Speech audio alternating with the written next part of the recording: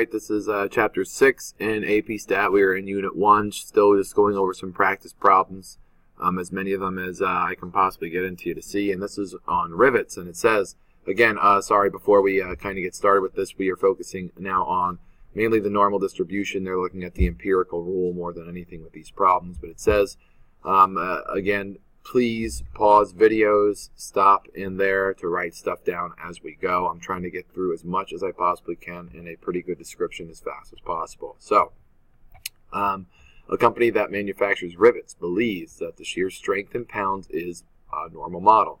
We now know the mean and the standard deviation. So it says draw yourself a picture, right? So here we go. The mean is 800 and the standard deviation is 50. I just go up by 50, I go down by 50. 68, 95, and 99.7, we have it set up. It said, would it be safe to use these rivets in a situation requiring a shear strength of 750 pounds? And then it wants you to explain. Well, here's the thing. Would it be safe? Well, it is within one standard deviation below, right? It's below, but it's still one standard deviation, meaning that the normal model predicts that approximately 16% of the rivets are expected to have a shear strength of less than that, right? So there is 750 right in here. So over here, 16% are said to have less than that. So these rivets are a poor choice for a situation that requires a shear strength, because 16% of the rivets would be expected to fail. So it is only one standard deviation below, but it didn't even make the pound total. So I would recommend against it. All right, that's 16% of the chance that it probably could possibly be less than that, and maybe not have enough pressure. But then it says, what about a percent of these rivets would you expect to fall below 900? So from here down, well, if that's 95, and then that is roughly, let's see here, 2.5, so around 97%, 97.5% would be below.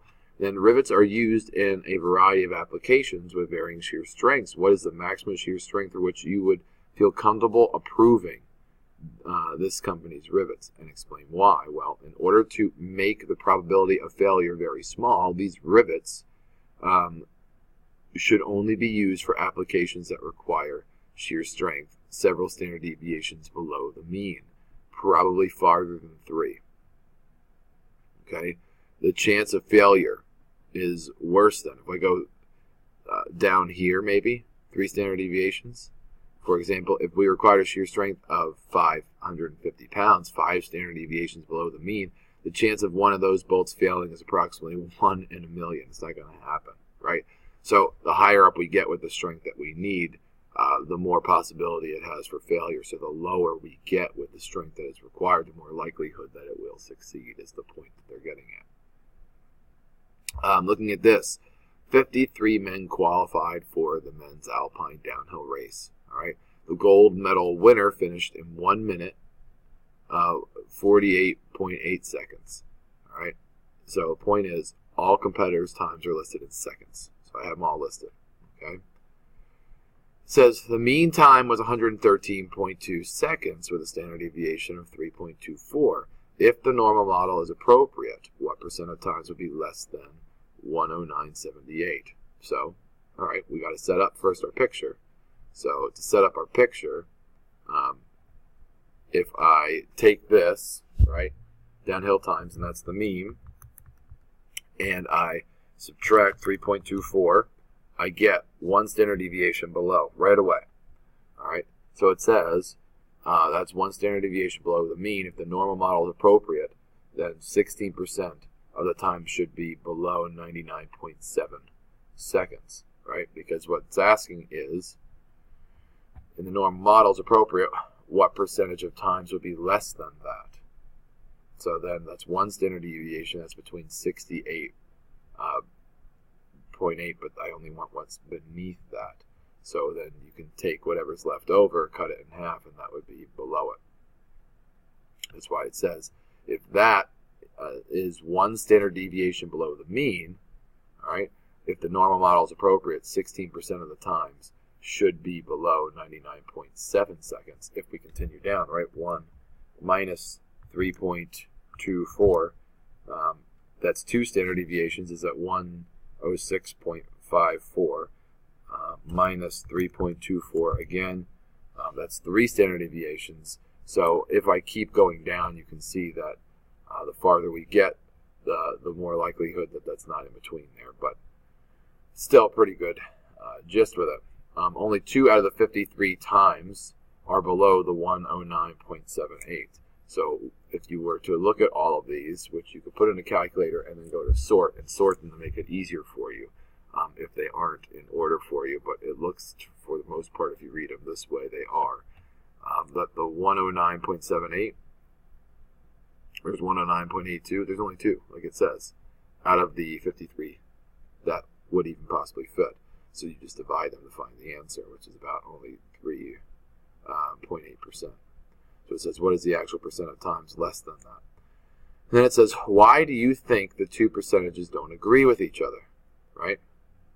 All right, well, the percentage in part A and B do not agree because the normal model is probably not appropriate for this.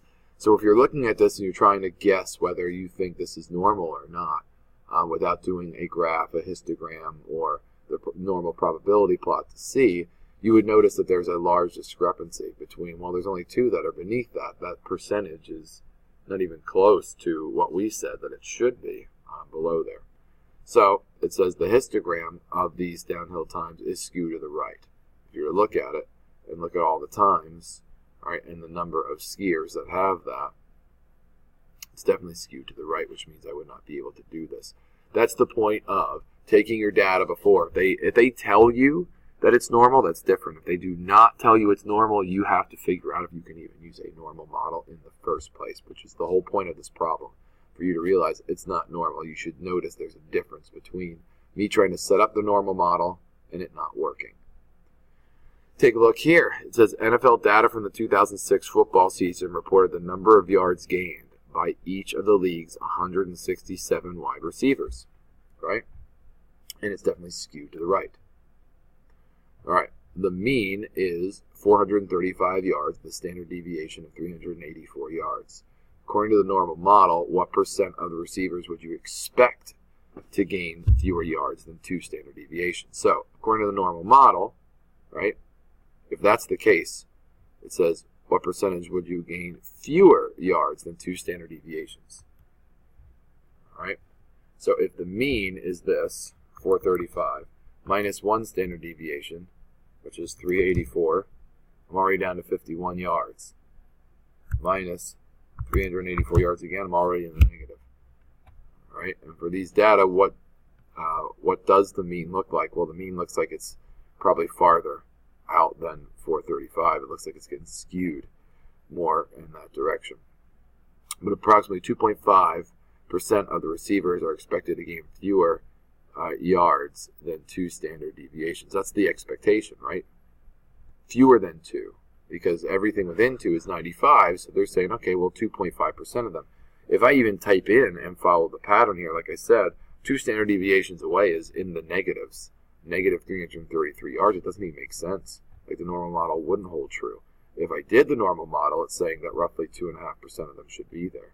And then it says in part B, for this data, what does that mean, right? Well, the distribution of the number of yards gained has a mean of 435 yards and a standard deviation of that. According to the normal model, receivers who would run 2 standard deviations below the mean are expected to run fewer than negative 333 yards, which is what we found. And of course, it's impossible to run that. You can't run lower than 0. And then the distribution of the number of yards run by wide receivers is definitely skewed heavily to the right. So use of the normal model would just not be appropriate here, right? It's not going to happen. Taking a look at this one, a large philanthropic organization keeps records of the people who have contributed to their cause. In addition to keeping records of past givings, the organization buys demographic data on neighborhoods from the U.S. Census Bureau. 18 of these variables concern the ethnicity of the neighborhood of the donor. And here's a histogram and a summary statistic for the percentage of whites in neighborhoods of 500 donors. And it looks definitely skewed way to the left, right? And we are given our mean or median, or standard deviation, or interquartile range, Q1, Q3, and so on, right? Well, it says, which is a better summary of the percentage, the mean or the median? With it being skewed left, that means the mean is being pulled down, so I should probably go with the median, right? The median of 93% is the better measure of center for this because it's skewed to the left, okay? And then it asks, which is the better summary for the spread? Well, median and interquartile range go together, right? So instantly, the interquartile range is a better measure of spread for this data because it is skewed. Interquartile range is a better summary for skewed distributions, all right? And then for part C, it says, from a normal model, all right, about what percent of the neighbors should have a percent white within one standard deviation? Well, everyone within one standard deviation, of the mean would be 68% of the people, basically. So according to the normal model, 68% of neighborhoods are expected to have percentages of whites within one standard deviation.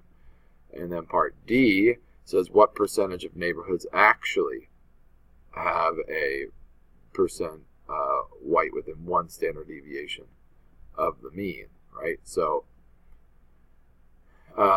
if we use what we know, the mean percentages of whites in the neighborhood is 83, right? And the standard deviation is 22.26. So if I go plus or minus one standard deviation, it's actually 61 to 105.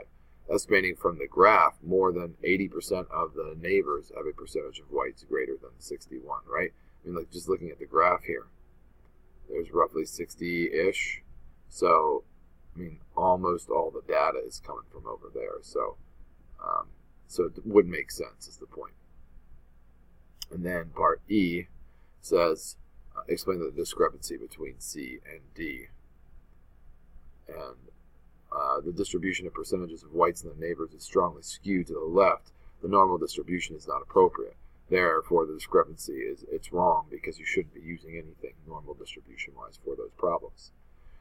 All right, when we come back, we can focus back on these cattle problems, again, that we were talking about, to possibly even use the calculator to get a better gist, or we could tend to use the normal model. But if they don't fall right in the line, what do we do?